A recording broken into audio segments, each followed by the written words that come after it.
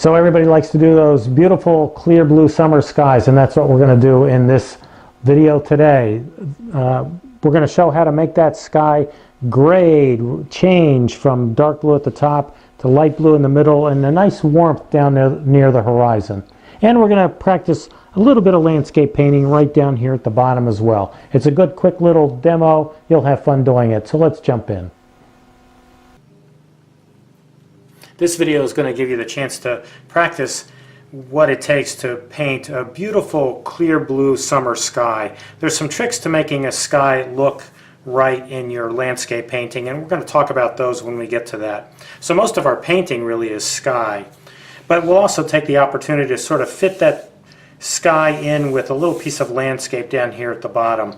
There's a couple hills or a few hills in the background, a distant tree line, some fields in the foreground, and actually even a little bit of a stream or a river right here in the foreground as well.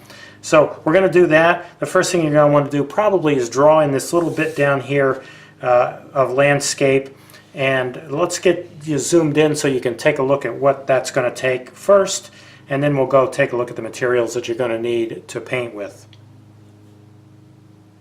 Here's what we'll draw on the paper.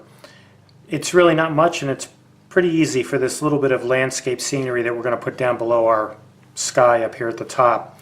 It's some basically squiggly lines that work their way diagonally down from the edges of the paper down towards, in this case, down towards the middle.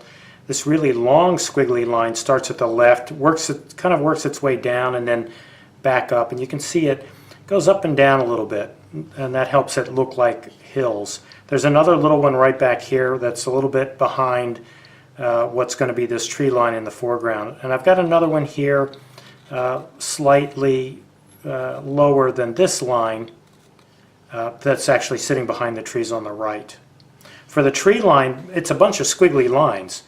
The great thing about landscapes is that squiggly lines will do for a lot of things, and that's what's here. This kind of looks like some sort of pine or fir tree, another one here, one or two here. But basically it's a bunch of squiggly lines, and I've got some rounded lines that show where there might be some other kinds of trees, deciduous trees or something like that. In the foreground I've got two sets of kind of diverging lines that we're going to put in here and use as, we could use them as a path or as a road, perhaps dirt road, or a stream or a river. And in fact, I like thinking about it as a stream or a river. It's going to give us a chance to do a little bit of showing the reflective quality of water in this painting, even though it's really about the sky. This will give us a little bit of practice on those landscape elements as well. So one of the lines comes down almost all the way from the right, slants down towards the left, and actually I do have it working off the left edge of the page as if the river is flowing kind of out of our field of vision and then back in right here. So the line that comes down from the left, just below that, we start another line on the left and work it down to the bottom edge of the paper. And up here, another line, this one kind of touches the back edge of the river, and it works its way down diagonally as well, but it diverges. You can see the space changes between here and here. It diverges from that line. And then where it turns the corner right there, we put another line in that's kind of parallel to this one, but it works its way off the right-hand edge of the page. Very low, but it's off the right-hand edge of the page. So anyway, that's all you need to draw for this little scene. Again, this is really an attempt to get used to painting beautiful, clear blue skies in the summer.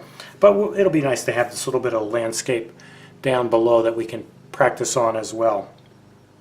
So go ahead and draw that in, and then we'll come back and we'll talk about the rest of the painting. To paint our little landscape scene with the big sky, because we're really trying to paint a sky today, you're not going to need a whole lot. I've got 3 brushes out, 2 rounds, my medium round, my small round, and my rigger, which I'll be using for a little bit of the detail work in the landscape itself. And we're not going to use a whole lot of colors. I'm going to use 2 different blues. This is cobalt blue, and this is cerulean blue. We're going to use both of those. We're going to use a little bit of cadmium red light. That's this color.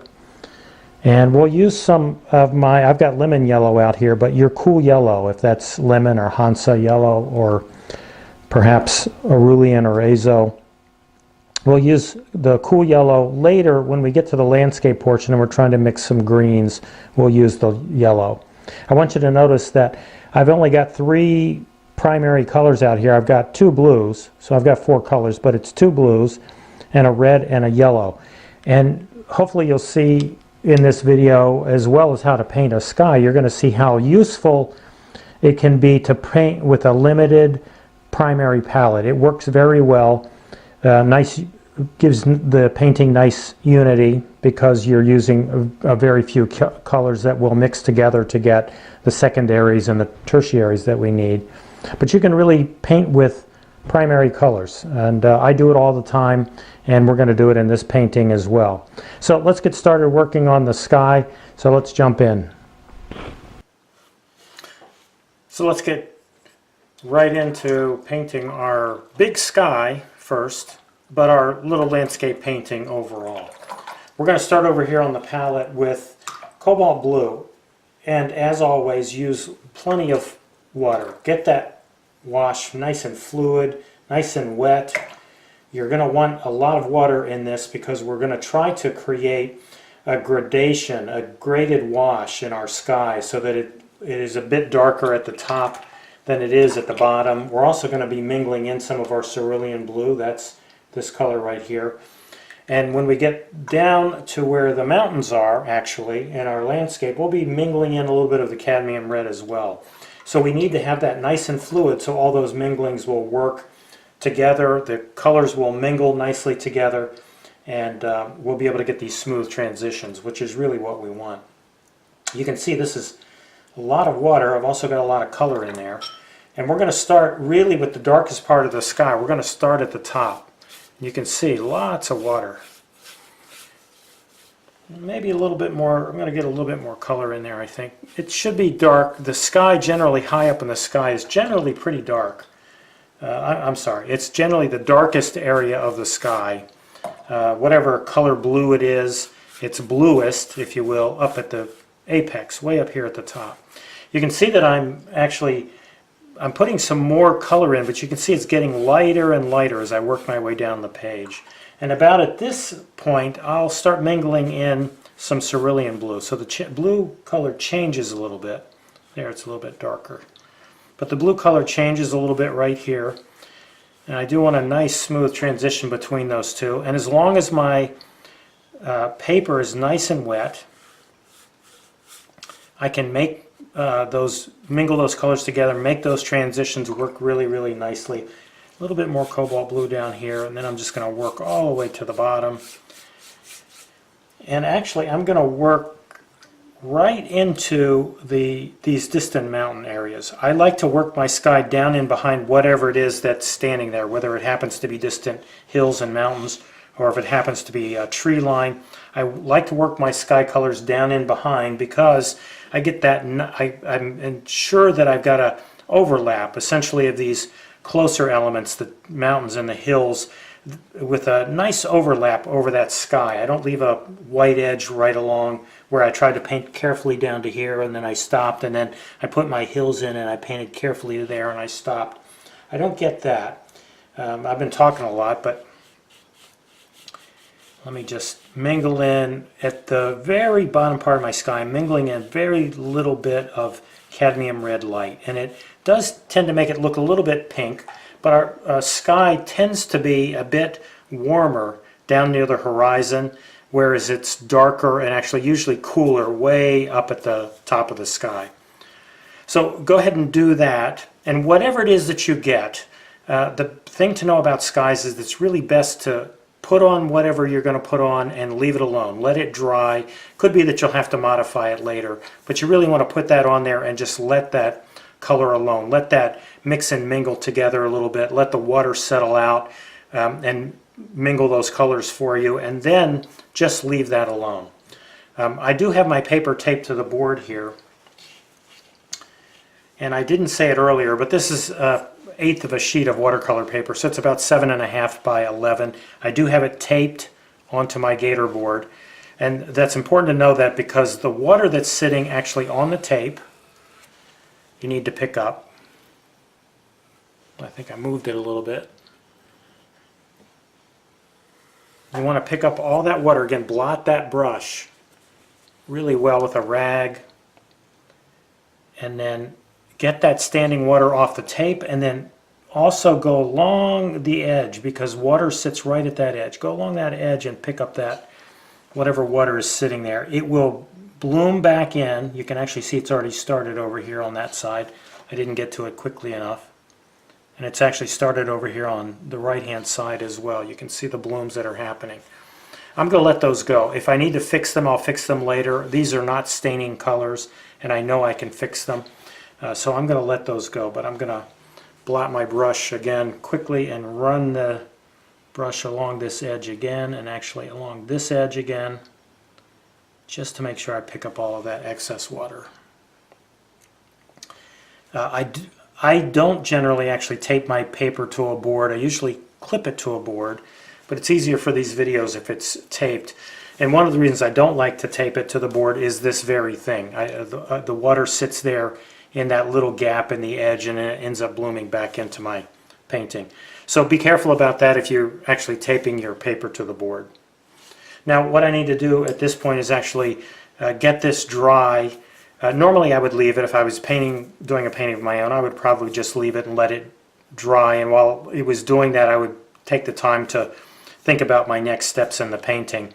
But in this case I want to get it dry so we can keep moving. So let me do that, and then we'll come right back and we'll begin painting actually in our landscape down here.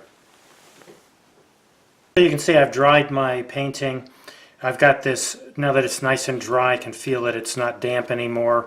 The paper's laying flat again because I've dried it. You can see I've got this nice transition from this deeper blue here at the top, and it's really not all that dark blue or brighter blue really, but it looks realistic for a sky. It's a deeper blue here, and it gets much lighter as we get into the middle area. A change of some color here, some cerulean blue down in here that works its way down near the horizon, and then just a touch of pink at the horizon. So this looks very much like a summer sky with maybe a bit of haziness to it, some high, very, very sort of wispy clouds that are just kind of breaking up the blue of the sky. But this looks great for a summer sky. And really at this point we could be done if this was just a lesson about sky. But I do want to go on and make this a little bit more of a landscape painting. And we're going to do that now essentially by working down here in the landscape. We're going to continue to work with the same colors that we started with, which are the cobalt blue, cerulean blue, some cadmium red, and we're going to use the lemon yellow to mix with these blues to get some greens for our summery landscape. Now at this point I'm working in areas that are a little bit smaller, actually a lot smaller than the sky, so I don't necessarily need to use my big round brush, but I will anyway. It's good to get used to using a larger brush like this. First of all, they're very versatile, and they can make a lot of very broad marks as well as very fine marks because it's so nicely pointed. So you can use this for a lot of different things in your painting. In my own painting, this and that brush actually do 90% of the work for most of my paintings. And you really can get along with a very few brushes, and again the bigger the better because they will serve you very well. But enough about that. Let's go ahead and jump in. I do want to get these distant hill. I want to get the distant hill in this one as well as this one.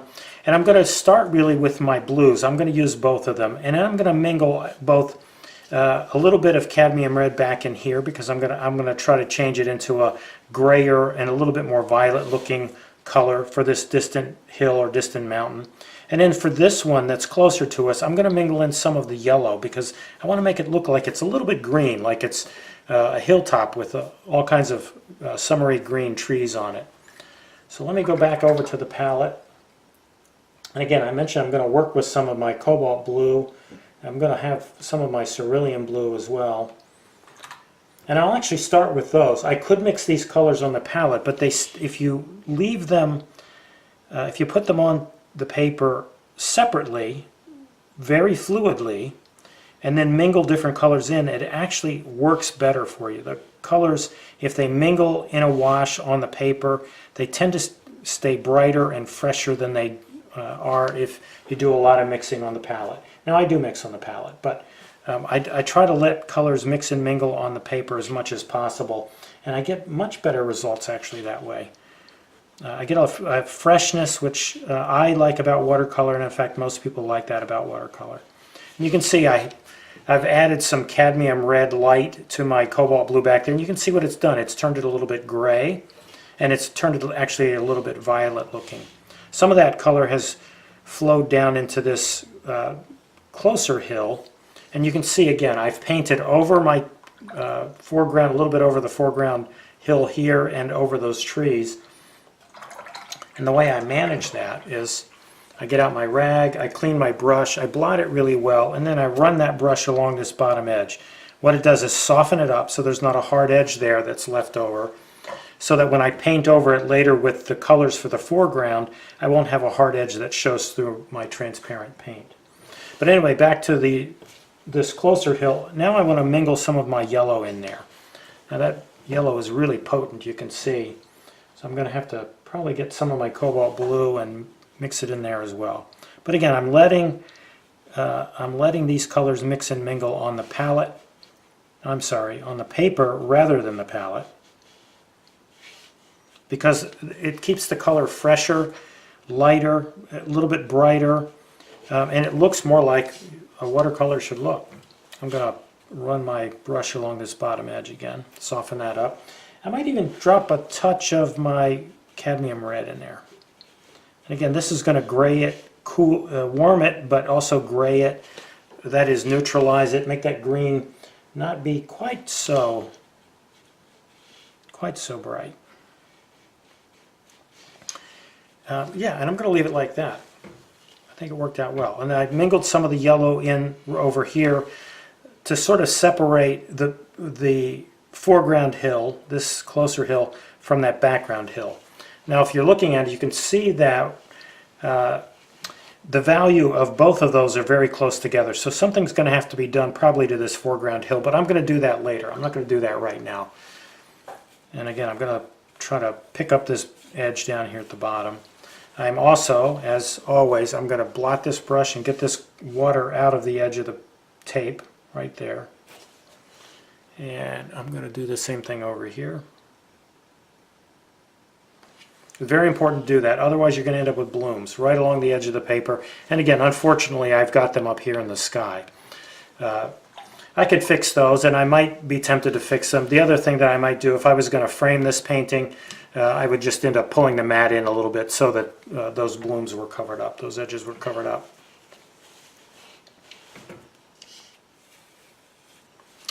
And actually, I've got this wet edge down here, and I'm going to work right into this foreground landscape. And this time, I'm painting over the trees because I know they're going to end up being darker than the rest of the landscape. And I'm going to start flowing in this yellow by itself. Again, I haven't mixed this on the palette. Yellow by itself back in through here.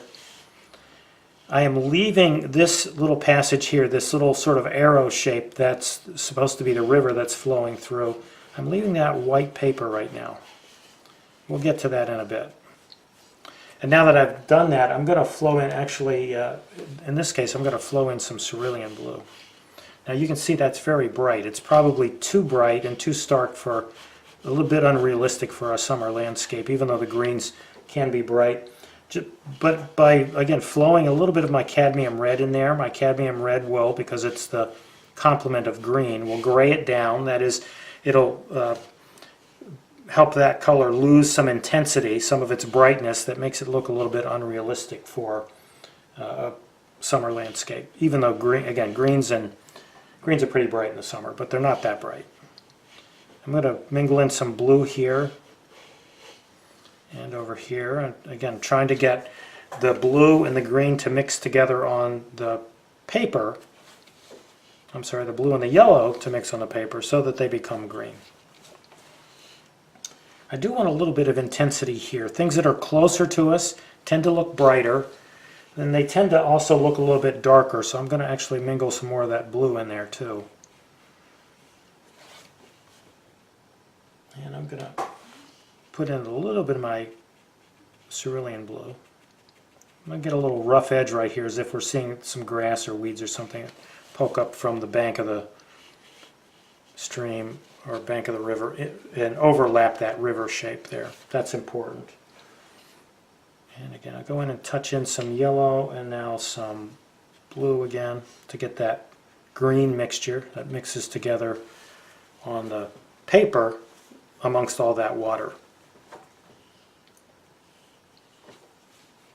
Now this is a good time actually, I'm going to switch to my smaller round brush, and this is a good time actually to use, if you've watched the video on the dry and wet technique, this is a great time actually to use the dry and wet technique to start indicating the tree line that's right along here, a little bit in the distance. And to do that we need some drier color. If we look here at the palette, if I get out some essentially dry cobalt blue, that is, it's paint, it's not really dry, but it's coming right out of the well. I'm not adding water to it. And then I could use my same, in fact I will use a bit of my lemon yellow, and I'm going to mix those together this time on the palette a little bit because I want to get that color mixed up a little before I put it on the paper. And then I'm actually going to pick up, this is a color called quinacridone Deep Gold, and hopefully you have it. If you don't, it's not necessary. You could put in some burnt sienna instead. But I've got this dry mixture of sort of a darker blue-green color that I'm going to start doing, again, with my smaller brush. I'm just kind of dabbing in here. I usually say don't dab, but it actually works for this.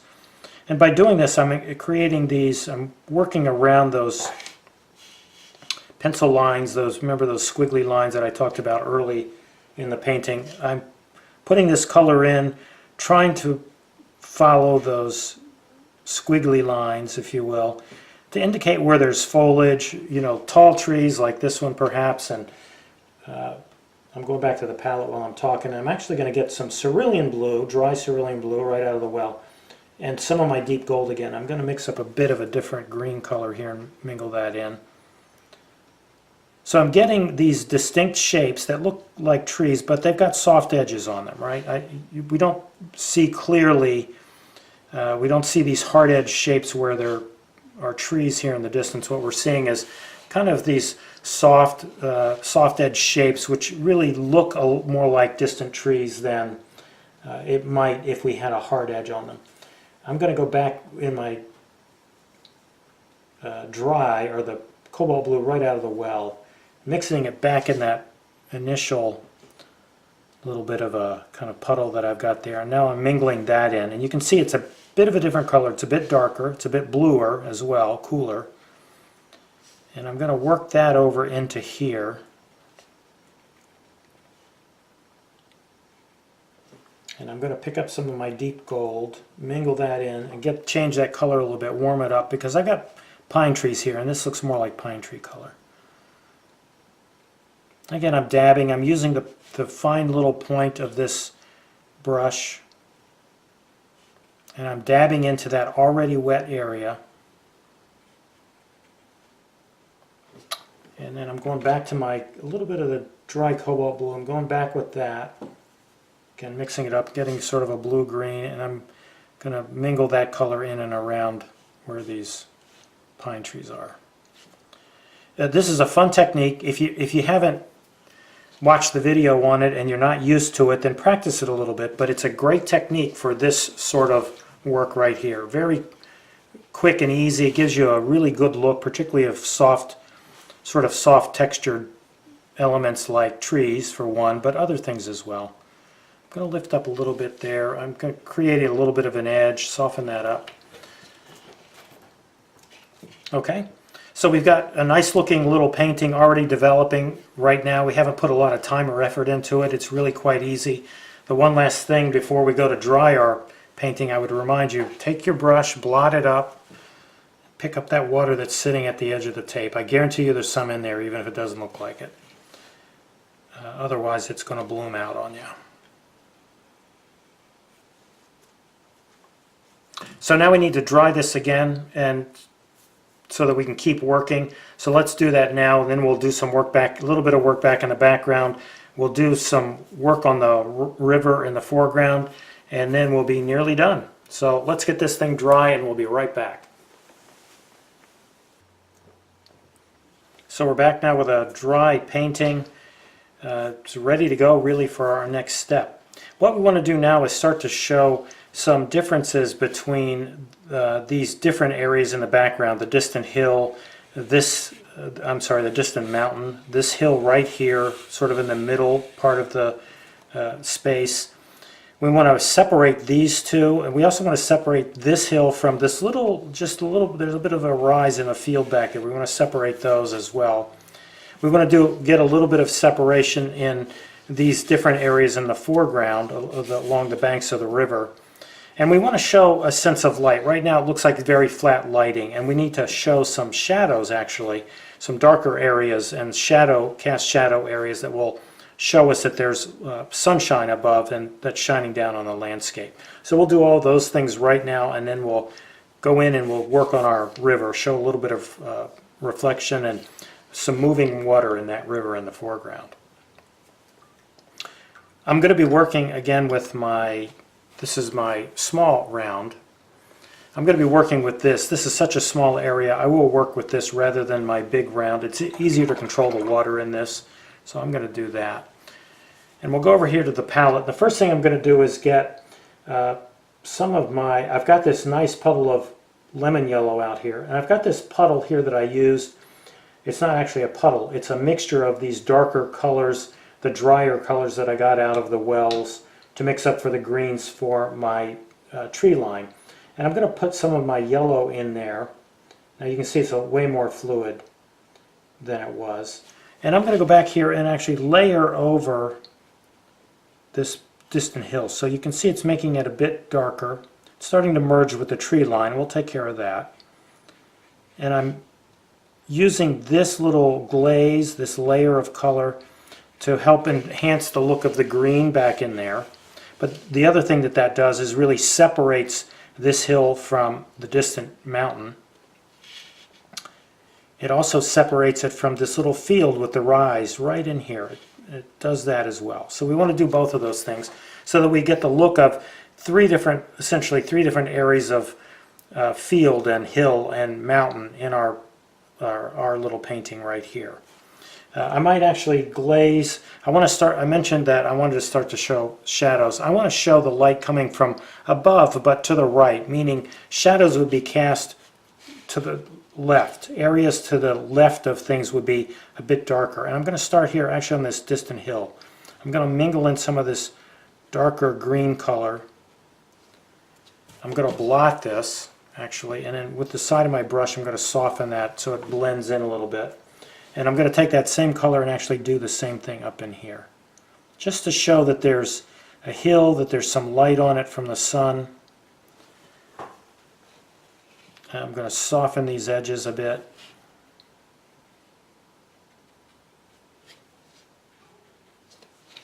And we start to see that there's now some direct sunlight on this landscape. We're showing it back in the background, or this middle ground hill right now, but we're going to do it in the rest of the landscape also.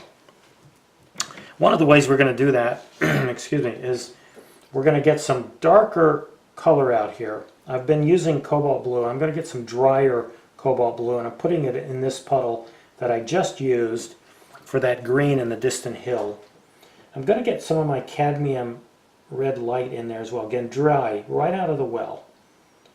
Now this puddle is kind of fluid, but that's okay. Get a little bit more of the blue. So I get something that's kind of a violet color, a little bit dusky violet.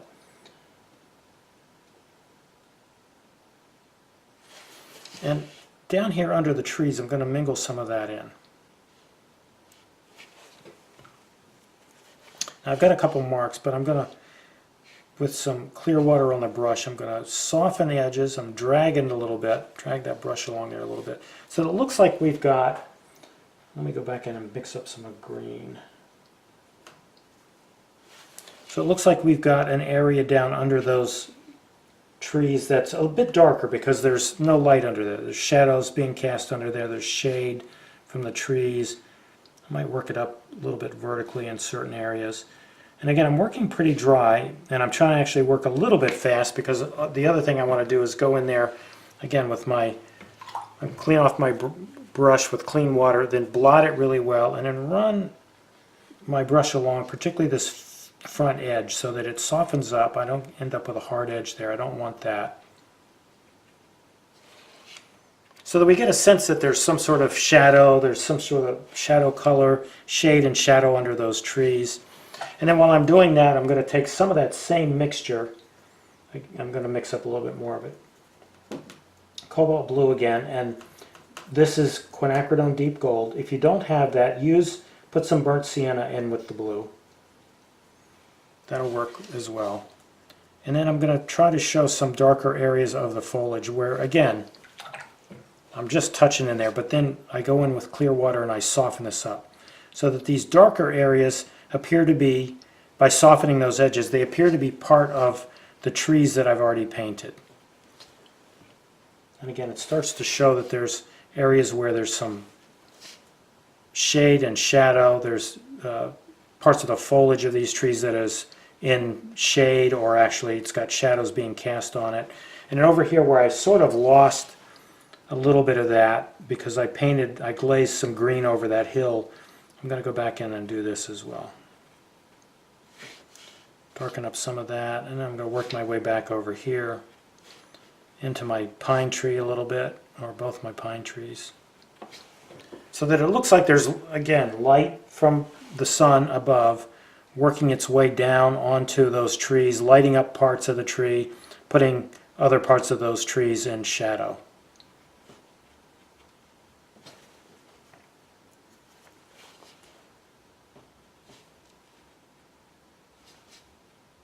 And I'm going to get my dusky violet mixture, and I'm going to mingle some of that in down here too. That tends to look, it's not really that much darker value-wise, but because it's very low intensity, a grayish color, it tends to look darker than it is.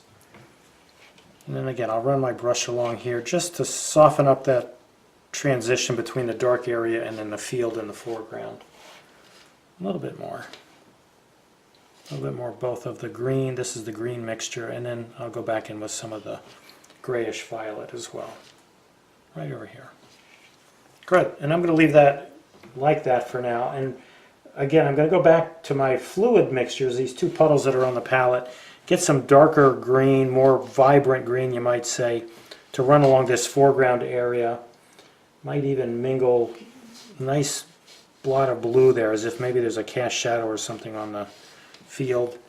That helps us step into the painting. That brighter color makes sense to our eyes because it's closer to us. And you can see I mingled it in wet and wet, and I'm also, again, picking up that water that's sitting right there at the edge of the tape. I'm going to take some of that as well, and if the light is coming from the upper right, then this part of this bank was probably going to be in a little bit of shade. So I'm not going to make it real distinct like it's a shadow, but I just want a subtle change from this part of the bank to the part of the bank that's pretty much horizontal. Just a little bit. That looks pretty good. I think I'm going to do some of this. Maybe show some, by touching it I can show some weeds and stuff over here to the right. Again, with the edge of my brush, soften it up just a little bit.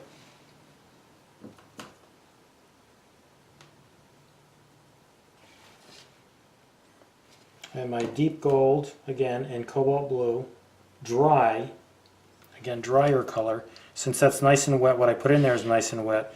I can do this with the tip of my brush. This is dry brush work. And again, hopefully you've watched that video on dry brush. I can do a little bit of that in there and show some weeds on the far bank. I'm going to show weeds on this bank, but I'm not going to do them yet until we work into the river itself. And then right along this deep gold color, a little bit of it by itself, dry, where we can see so much of the bank, where the grass is working its way down to the river here. I'm using, again, this is dry brush work. I'm running some of that very dry color right along the edge of the bank, as if we can see maybe some dirt there. Probably need some here too. This is fun kind of work to do, but don't overdo it. Just put in a little bit and let that little bit of work be subtle and sort of speak for itself. Great. So we're really, the areas I've just painted are a little bit wet and or damp at this point. But it's okay because we're going to be working now on this paper that hasn't got any color on it at all at this point. And one thing I want to talk about with water is that particularly when it's relatively calm and very reflective, it reflects like a mirror, as if there's a mirror sitting down on the ground reflecting what's above it. And in the case of the mirror, the back part of the mirror, in other words this part of the mirror, where this part of the river would be, is reflecting things that are down here low in the sky. And this part of the mirror that's out closer to us, out here, are going to be reflecting things higher in the sky. So what that means is the lighter colors that I have, the cadmium red light and maybe a little bit of the cerulean blue, I'm going to run in here very lightly. And I'm going to do this with dry, that's pretty wet, but I'm going to do the rest of this river with dry brush because I want to show, now I've gone back, I should have said this, I've gone back to the palette, I've picked up some cerulean blue out of a wet puddle, but I'm going to dry the brush. I'm going to leave the color on and get a lot of the water out of the brush by blotting it like this at the ferrule. And then I can drag my brush, rather than using the point, I can drag my brush sort of horizontally along here and get some marks. You can see the blues coming off, but they're rough-edged marks, and those rough edges tend to look like water that's sparkling in the river. And then, particularly here where we've got these dark trees that are reflected from the middle ground, while that's still wet, I can do a couple of these marks. This is actually with the tip of the brush. I do these quick strokes, and that shows a little bit of reflection right there. I might even show some right here too, for the trees that are here. Might want to boost them up a little bit, dark with the darkness, and then do this. And that shows some reflection there. Very quick and easy. It's again, this is one of those things that's fun to do, but you really don't want to overdo it because a little bit goes a long way.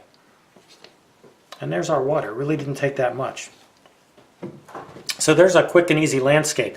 We were trying to, of course, learn to paint a nice bright blue, clear summery sky, which we learned to do. And then we got a chance to put in a little bit more landscape work right down in here just to practice some of those elements as well. And I hope you enjoyed the video. And again, if you are unfamiliar with a couple of these techniques, particularly the dry brush technique and the dry and wet technique, you can go back and look at the videos for those particular techniques, and they'll help you get through this painting as well. And if you struggled with it this time around, give it another try, watch the video again, pause where you need, and try to work through it again if it didn't come out quite the way you wanted it to. But anyway, give it a try, and thanks for painting. It was a really good session, so keep working at it.